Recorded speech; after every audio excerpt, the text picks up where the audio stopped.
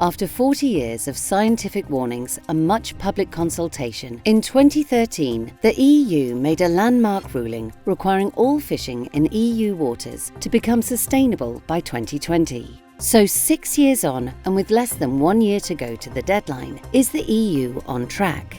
Well, despite recent statements from the Commission, such as Commissioner Vella's remarks that almost 99% of landings will be fished sustainably in 2019, the most recent STECF report paints a far more alarming picture of slow progress.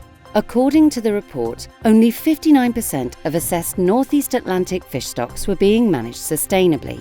So why is there such a difference in the data? Is the Commission guilty of greenwashing the figures to appear as if the EU will hit the 2020 target? Firstly, the Commission is focusing on volume of landings instead of number of stocks. This way, small stocks with low landings are basically ignored, even though the EU law states that all harvested stocks should be fished sustainably. And secondly, only stocks exclusively managed by the EU are being measured, despite the fact that the EU shares many with Norway.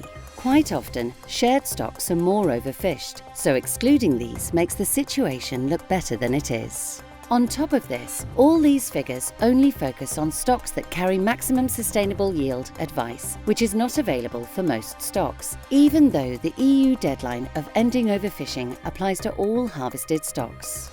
All this points to a disappointing greenwash by the Commission that makes it look like the EU's work to end overfishing is already done.